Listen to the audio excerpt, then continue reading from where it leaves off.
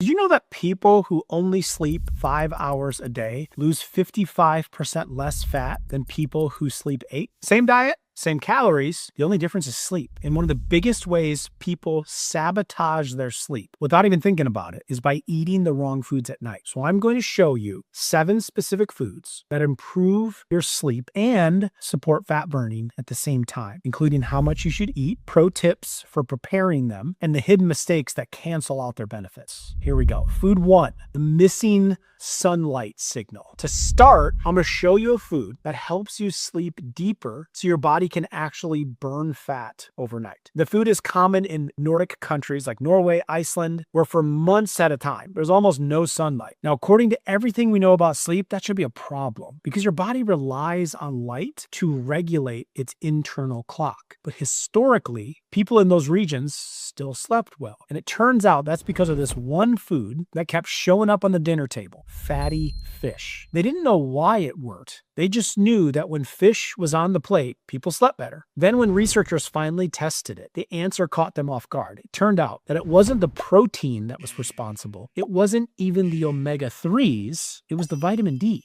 Fatty fish is one of the only foods that gives you a meaningful amount of vitamin D. And vitamin D controls how well your body produces melatonin, the hormone that regulates your sleep. When vitamin D is low, melatonin drops, and your sleep becomes lighter and more broken. But a single serving of wild salmon can give you close to a full day's worth, several times more than farmed salmon. Fatty fish is also loaded with EPA and DHA, the 2 most powerful omega-3 fatty acids, and those help reduce stress signals inside fat tissue. And when those signals drop, fat cells release stored energy more easily, which your body can then burn up. That's one reason people who consistently eat omega-3s tend to lose more belly fat over time. Now, here's what matters when you're adding fish to your diet. You want to eat a piece about the size of a deck of cards, or roughly the size of your palm, 2 to 3 times a week at dinner. The most cost-effective way to do this is frozen wild salmon. Here's a tip most people don't know. That beautiful piece of fresh salmon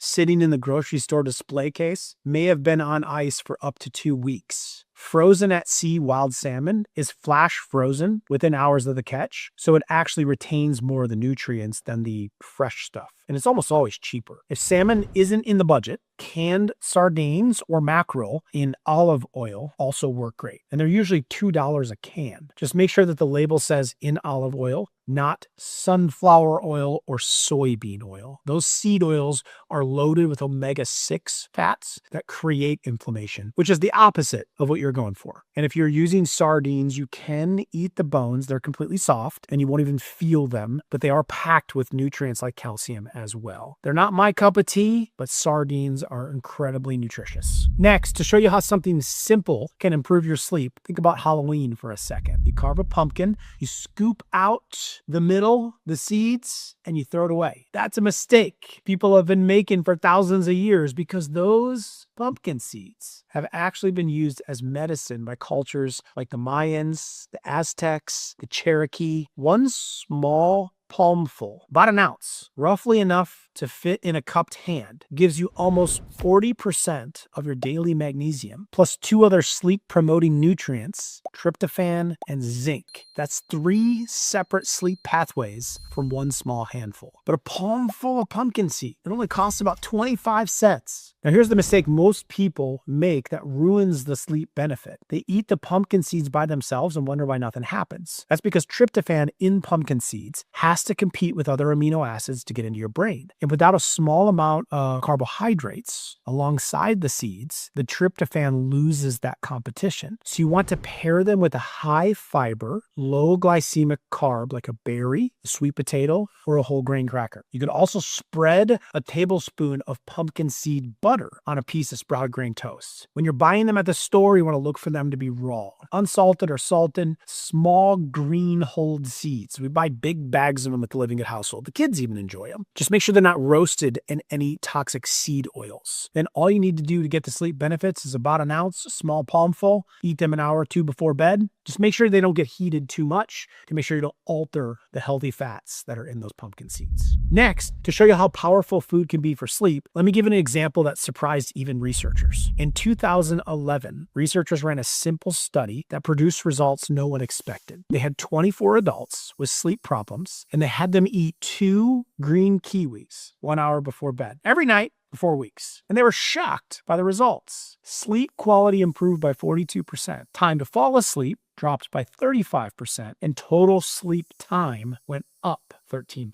Those are the kind of numbers you'd expect from a drug, not 2 pieces of fruit that cost about $1 total. What makes kiwi different from every other food on this list is that it contains serotonin already formed in the fruit flesh. Every other sleep food gives your body raw materials, and then your body has to do the conversion work to eventually make serotonin and melatonin. Kiwi skips that process. The serotonin is already assembled. That's likely why the study numbers were so strong. For fat loss, 2 green kiwis come in at about 90 total calories. They're also on the low glycemic index, meaning they won't give your blood sugar a big spike before bed. And the fiber supports stable insulin levels overnight. So if you want to start using them for sleep and fat loss, then all you need is 2 green kiwis, about the size of a large egg each. Ideally not the gold kiwis. All the sleep research that was done with green kiwi specifically. And then a recent study found that green kiwi contains an enzyme that gold kiwi doesn't have, one that drives a stronger peak in tryptophan absorption. You want to eat them at least an hour before bed because the serotonin compounds need time to absorb and start working. You also can consider eating it with the skin. I know it sounds a little strange. I always peeled them as a kid, but now I don't. The skin of a green kiwi has nearly triple the fiber of the flesh, plus extra antioxidants, and you really don't tell that much of a taste difference. Just give it a little washing and a scrub with a produce brush and then eat the whole thing. The fuzz is barely noticeable when you start chewing. Most people peel it off and throw it away, but that's one of the most nutritious parts. Also, don't juice them. The fiber is part of how this works, especially the connection between your guts and your brain's serotonin production. Juice just strips the mechanism out of that. And if you want to see real results, then you need to stay consistent because the benefits compound over time. Eating 1 kiwi on a Tuesday night isn't going to change your sleep, but eat 2 kiwis every night for 2 to 4 weeks and you'll start to notice the difference. Next, I want to show you something that goes against what you've probably been told about eating at night. Now, I'm big on making sure 2 to 3 hours before you actually fall asleep, you're not eating in that window, but sometimes dinner gets over at 5 or 6 and you're not in your 3-hour window yet, but you kind of have,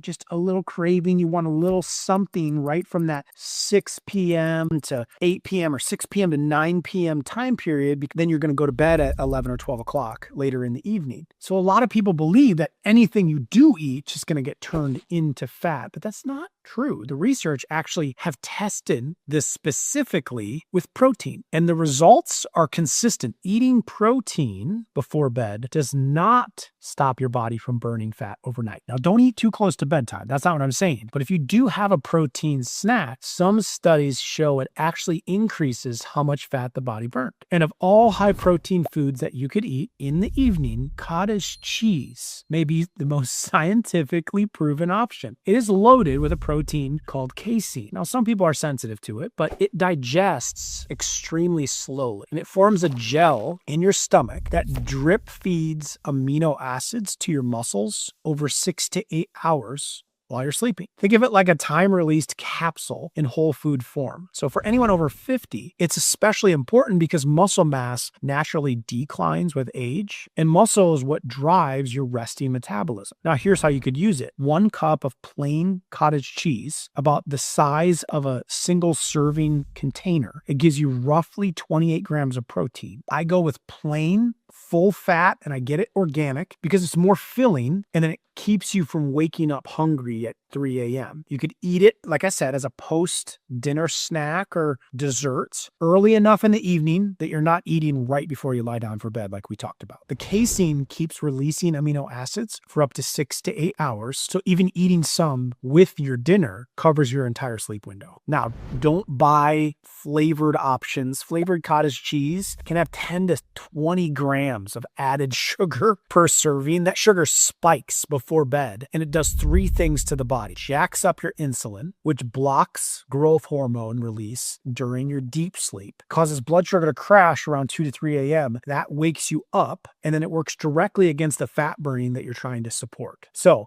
always get the plain version, no added sugars. Also, the tryptophan in cottage cheese works the same way that we talked about with pumpkin seeds. So a little bit of fiber to go along with it will help it reach your brain better. That's why cottage cheese topped with 2 slices of green kiwis is one of the best evening combinations that you can make. You can get the slow release casein for your muscles all night. The tryptophan gets boosted from the fiber in the kiwi, and the kiwi brings its own serotonin and folate on top of that. Now, if texture is the issue, a lot of people don't love the curds, you could just blend it for 30 seconds. It turns silky smooth, almost like ricotta. Add a little cinnamon to it. You got a 2-minute dessert that's actually working for you while you sleep. One more note, cottage cheese is actually low in lactose. It's only about 1 to 2 grams per serving compared to 12 grams in a glass of milk. So a lot of people who don't drink milk handle cottage cheese just fine. Next, I'm going to show you one of the few foods that actually contains the sleep hormone that your body is trying to produce at night. In medieval Europe, healers followed something called the doctrine of signatures. The idea that if a plant looked like a body part, it could heal that body part. They looked at a walnut and they saw 2 lobes, a wrinkled surface, a hard shell. It looked like the skull and brain, and so they decided it must be good for the brain. The science world laughed at them for 500 years with this kind of thinking, but it turns out they were accidentally completely right. Walnuts are one of the very few foods on earth that contain actual melatonin, the finished sleep hormone already formed inside the nut. Just last year, the University of Barcelona conducted the first study in history to prove that eating walnuts directly increases melatonin levels in the human body. 76 adults ate about a handful and a half of walnuts with dinner every day for 8 weeks, and they fell asleep faster, slept better overall, and were less drowsy during the next day. Now, if you want to eat enough walnuts to get these benefits, all it takes is about 14 walnut halves, enough to fill a loosely cupped hand. Eat them with dinner, not so much as a late night snack, and they're about 260 calories per serving. So they should probably replace something else that you'd otherwise eat, not get stacked on top of it, ideally. Also, eat them raw. This is important. Heat breaks down the plant melatonin in walnuts, which is the main reason you're eating them. And just like with pumpkin seeds, oil roasted is the worst option. Now, here's something almost no one knows. It might be the most important practical tip in this entire video. Walnuts go rancid faster than almost any other nut because of their high fat content. And rancid walnuts don't just taste bad. That bitter paint thinner flavor means that the fats have oxidized and turned inflammatory. So if you've been eating walnuts out of the bowl on the counter or a bag in the pantry for a few weeks, you may actually be eating something that's working against your sleep and your joints instead of helping them. So fresh walnuts taste mild, slightly sweet, almost buttery. If your taste is bitter or sharp, throw them out, replace them, get some fresh ones. Store them in an airtight container in the fridge, and they'll keep for up to a year, or in the freezer for up to 2 years. Be patient. The Barcelona study ran for 8 weeks. This is a food where the benefits build with daily consistency. It's not going to change your sleep in 2 nights. You got to be consistent. Okay, now the sleep effects of food number 6 were found completely by accident. Sports scientists were studying muscle recovery in athletes and giving them tart cherry juice to reduce post-workout soreness. And the athletes kept repeating the same unexpected side effect. They were sleeping significantly better. That wasn't part of the study. No one predicted it, but the observation sent researchers back to the lab, and what they found surprised everyone. The actual melatonin in tart cherry juice is about 6,000 times less than what's in a standard melatonin pill. So how did it produce real, measurable sleep improvements? It works through a completely different mechanism. It doesn't add melatonin to your body. It protects the melatonin that your body is already making. There's an enzyme that normally diverts the raw materials away from melatonin production, essentially wasting them. But tart cherry juice contains a compound that blocks that enzyme, so more of your body's own melatonin gets produced and stays active longer. In one study, adults adults with insomnia who drank tart cherry juice for 2 weeks gained 84 extra minutes of sleep per night. And that was measured with lab equipment, not self-reported. 84 minutes from a juice. Now, the way most people use cherry juice is wrong. They buy a bottle of cherry juice at the store, pour it in a glass, and then think they've done something good. But that glass has about 160 calories and is usually sweetened with apple juice to mask the tartness. The secret is that you want concentrate, not juice. About 1 to 2 ounces of concentrate, roughly a shot glass, diluted in a glass of cool water. That's about 50 to 60 calories, and it's far more concentrated than the bottled juice, and it's very tart. The label needs to say Montmorency. That's the specific variety of tart cherry that has the highest levels of the active compounds, about 6 times more than other cherry varieties. So if the label says cherry juice blend, it usually means it's mostly apple juice with a little cherry mixed in. Also watch for sugar in the first 3 ingredients or the phrase natural cherry flavor. It usually means there's barely any actual cherry in it. Then when we are preparing it, remember that temperature matters. Never mix the concentrate into hot water or tea. The melatonin protecting compounds are sensitive to heat and they break down. So cool or room temp water only. You want to drink it 60 to 90 minutes before bed. Too close to bed and the liquid increases your chances of waking up for a bathroom trip. Too early and the effect peaks before you're asleep. And just like with some of the other foods that we discussed, it takes time to affect your sleep. Give it 7 to 14 days of consistent use before judging whether it works for you or not.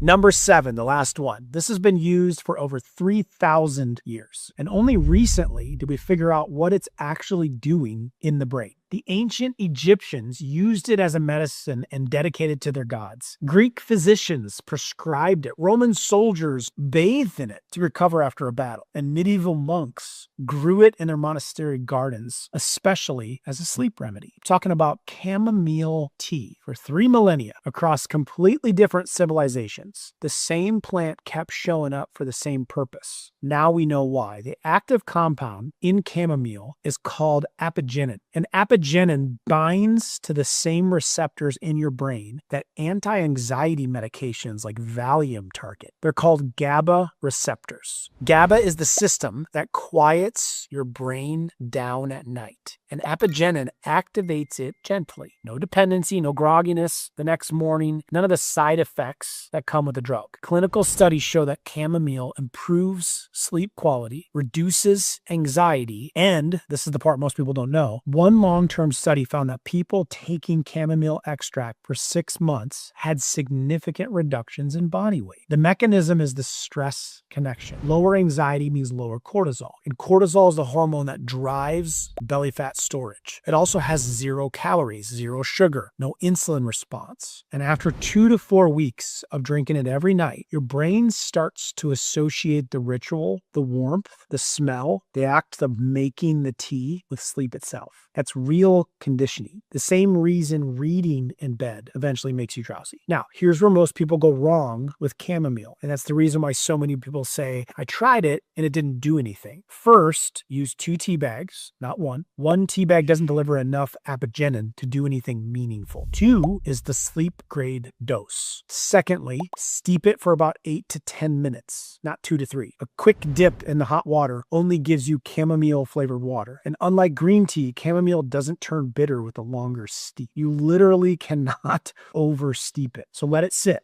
Third, cover the cup while it steeps. The active compounds in chamomile can escape with the steam when the cup is open. So put a small plate or a saucer over the top and you'll keep those compounds in the tea instead of losing them to evaporation in the air. Fourth, use water that was just finished boiling. Chamomile actually releases more of its active compounds at higher temperatures, which is the opposite of green tea where you use cooler water. You want to drink it 30 to 45 minutes before bed. That's because apigenin takes about 15 to 30 minutes to get absorbed and then another 15 to 30 minutes to reach your brain. If you drink it right before bed, the peak calming effect arises while you're lying there waiting for it to kick in. Also, don't use any sweetener. Sugar or honey before bed spikes insulin, which defeats the entire purpose. If it tastes too plain, add a pinch of cinnamon, which can also help control blood sugar levels. And then finally, quality makes a real difference with chamomile. Budget supermarket tea bags often contained ground up chamomile dust with very little of the active compound. So look for whole flower chamomile where you can actually see the dried flower heads and enjoy some tea. All right.